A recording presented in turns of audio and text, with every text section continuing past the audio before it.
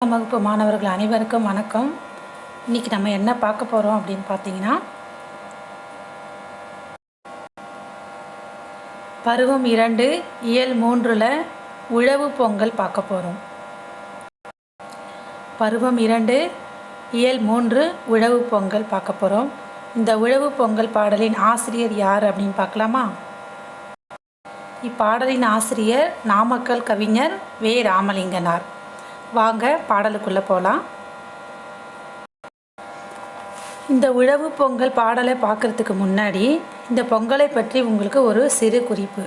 உங்களுக்கு பாடத்தினுடைய தலைப்பு என்ன நான் சொன்னேன் அப்படின்னு பார்த்தீங்கன்னா, உழவு பொங்கல். உழவு அப்படின்னா விவசாயம், அதாவது விவசாயத்தை கொண்டாடக்கூடிய ஒரு திருவிழா. இதுதான் உழவு பொங்கல். சரியாம்மா? சரி, பொங்கலை பற்றி ஒரு சின்ன குறிப்பு நான் இப்போ உங்களுக்கு சொல்ல போகிறேன். பாடலை பார்ப்பதற்கு முன்னாடி பொங்கலை பற்றி ஒரு சிறிய குறிப்பு. பொங்கல் நம்ம எப்பொழுது கொண்டாடுவோம் அப்படின்னு உங்களுக்கே தெரியும் இல்லையா? தை மாதம் முதல் நாள் பொங்கல் விழா கொண்டாடுவோம். அதாவது உழைக்கும் தமிழ் மக்கள் தாமே கண்டுணர்ந்து தம் உழைப்புக்கு உதவிய இயற்கைக்கு தம்மோடு சேர்ந்து உதவிய கால்நடைகளுக்கும் தம் நன்றியையும் மகிழ்ச்சியையும் தெரிவிக்கும் வகையில் பொங்கல் விழா கொண்டாடுகிறோம் நாம். இதுதான் பொங்கல் விழாவுடைய மகத்துவம். சரி, இப்போது பாடலில் நமக்கு ஆசிரியர் என்ன சொல்லியிருக்காரு அப்படின்னு பார்க்கலாமா? வாங்க பாடலுக்குள்ளே போகலாம். இப்போ நான் உங்களுக்கு இந்த பாடல் ஒரு முறை பாடி காமிக்கிறேன்.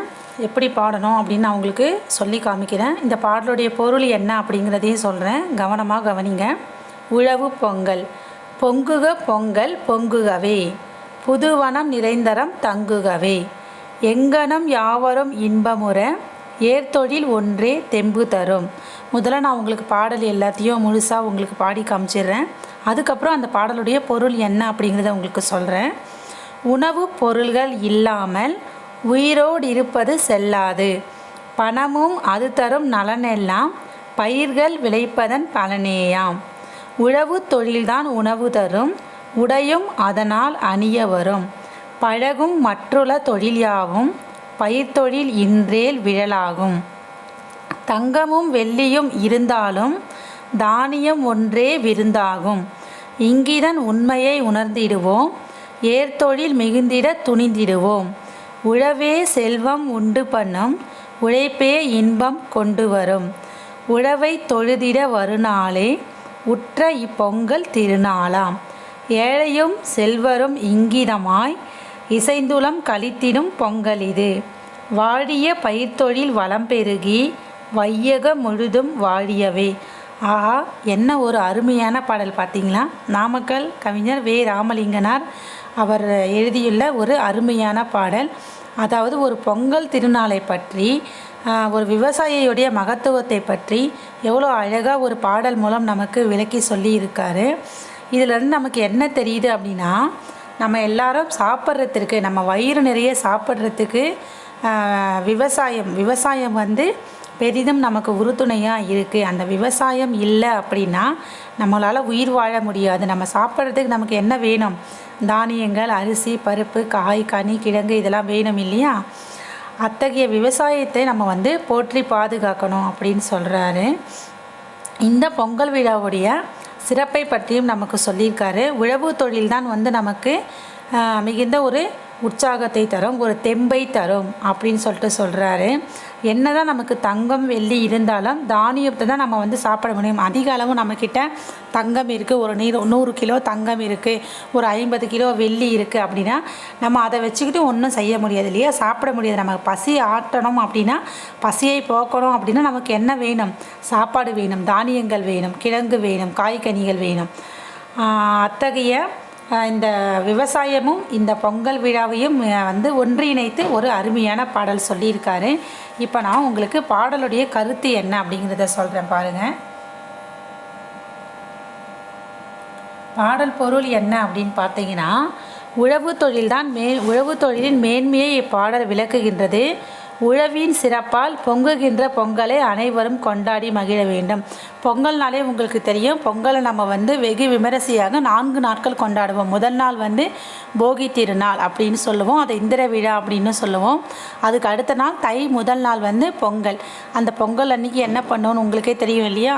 அதாவது புது பானையில் புது அரிசி இட்டு, அறுவடை செய்த அந்த புது அரிசியை இட்டு பால் ஊற்றி பொங்கி வரும்பொழுது எல்லாரும் பொங்கலோ பொங்கல் என்று குலவை போட்டு அதில் அரிசி புது அரிசியில் வெல்லம் போட்டு இனிப்பு கலந்து அந்த பொங்கலை நம்ம சாப்பிட்டுட்டு நம்ம சாப்பிட்றது மட்டும் இல்லாமல் நம்ம என்ன பண்ணுவோம், விவசாயத்திற்கு உற்ற துணியாக நம்மளுடைய அந்த கால்நடைகளுக்கு நன்றி செலுத்தும் விதமாக அந்த மாடுகளுக்கும் நம்ம வச்சுட்டு அந்த சூரிய பகவானை நம்ம வணங்கி அன்றைக்கி நம்ம என்ன பண்ணுவோம், பொங்கல் விழாவை கொண்டாடுவோம்.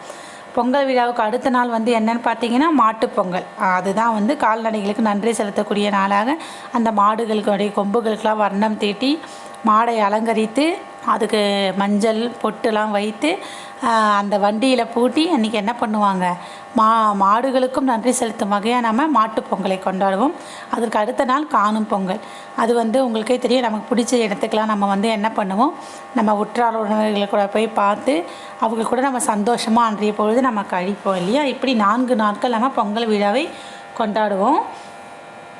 அது மட்டும் இல்லாமல் வாழ்வதற்கு ஏற்ற தொழில் ஏர்தொழிலே. இந்த உலகத்தில் நம்ம என்ன தான் எவ்வளோ படித்து எந்த வேலைக்கு நம்ம போனாலும், டாக்டராக இருந்தாலும், இன்ஜினியராக இருந்தாலும், கலெக்டராக இருந்தாலும், போலீஸாக இருந்தாலும், எந்த வேலைக்கு நம்ம போனாலும் ஏர்தொழில் அப்படின்னு ஒன்று இல்லைன்னா நம்ம வாழ முடியுமா சொல்லுங்கள்? என்ன தான் நீங்கள் படித்து வேலைக்கு போனாலும், எவ்வளோ தான் சம்பாதிச்சாலும் சாப்பிட்றதுக்கு நமக்கு என்ன வேணும், உணவு வேணும். அந்த உணவு தேவையை நமக்கு அந்த வசதியை நமக்கு செய்து கொடுக்குறது எது அப்படின்னு பார்த்தீங்கன்னா ஏர்தொழில் தான். கண்டிப்பாக உணவுப் பொருள் இல்லாமல் இருந்தால் நம்மளால் வாழவே முடியாது. பயிர்கள் இதெல்லாம் விளைவிக்காமல் இருந்தால் என்ன ஆகும், நமக்கு சாப்பிட முடியாத ஒரு சூழ்நிலைக்கு நம்ம வந்துடுவோம் இல்லையா? கஷ்டம் வந்துடும். அந்த மாதிரி அந்த ஏர்தொழில், அந்த உழவு தொழிலை நம்ம செய்யும் பொழுது நமக்கு என்ன ஆகும், செல்வம் சேரும். அது மட்டும் இல்லாமல் உணவு கிடைக்கும், உடைகள் சேரும் இல்லையாமா அப்படின்னு சொல்கிறாங்க. அந்த ஏற்ற தொழில்களை கற்றுக்கொண்டாலும் மற்ற தொழில்கள் நம்ம கற்றுக்கொண்டாலும் பயிர் தொழில் இல்லையெனில் எல்லாம் வீணாகும். தங்கம் வெள்ளி போன்றவற்றை நாம் உண்ண முடியாது. உணவுப் பயிர்களை தான் நம்ம உணவாக உண்ண முடியும். இன்பத்தை தருவதும் உழவு தொழில் தான் அப்படின்னு சொல்கிறாங்க. பொருள் இல்லாதவரும் செல்வமுடையவரும் இணக்கமாய் வாழும் திருநாள் பொங்கல் நாளே. ஆகையால் ஏற்றம் தரும் ஏர்தொழிலின் பெருமையை உணர்ந்து அனைவரும் உழவு பொங்கலிட்டு பயிர் வளம் பெருக்குவோம். சில பேர் பார்த்திங்கன்னா அவங்களுடைய மரபு மாறாமல் அந்த கழனி இருக்கு இல்லையா, அந்த கழனியில் போய் என்ன பண்ணுவாங்க அப்படின்னா பொங்கல் வச்சு கொண்டாடுவாங்க. அது ஏன் இந்த மாதிரி பண்ணுறாங்க அப்படின்னா, விளைச்சல் தரக்கூடிய அந்த பூமியை அவங்களுடைய குலதெய்வமாக அவங்களுடைய தெய்வமாக நினைச்சு அதுக்கு நன்றி செலுத்தக்கூடிய வகையில். ஏன்னா அவங்களுக்கு என்ன பண்ண வருடம் அந்த பூமி தான் விளைச்சல் கொடுக்குது இல்லையா, அந்த விளைச்சல் கொடுக்கக்கூடிய பூமியை தெய்வமாக நினைத்து அந்த இடத்துல போய் பொங்கல் வச்சு அங்கே படையலிட்டு அதுக்கப்புறமா வணங்கி வேண்டிக்கிட்டு இதுக்கப்புறம் இதே மாதிரி ஒவ்வொரு வருடமும் செல்வ செழிப்போடு இருக்கணும் அப்படின்னு வேண்டி பொங்கல் வைப்பாங்க. இந்த மாதிரி ஒவ்வொருத்தருக்கும் ஒவ்வொரு மரபு. அத்தகைய பொங்கல் விழாவை நம்ம என்ன பண்ணுவோம் அப்படின்னா சீரும் சிறப்புமாக கொண்டாடுவோம் இல்லையா? இப்போ இதிலேருந்து நம்ம என்ன தெரிஞ்சுக்கிட்டோம், உழவு தொழிலுடைய பெருமையையும் உழவு தொழிலோட ஏற்றத்தையும் நம்ம தெரிஞ்சுக்கிட்டோம். அது மட்டும் இல்லாமல் பொங்கல் விழாவையும் சேர்த்து நம்ம தெரிஞ்சுக்கிட்டோம்.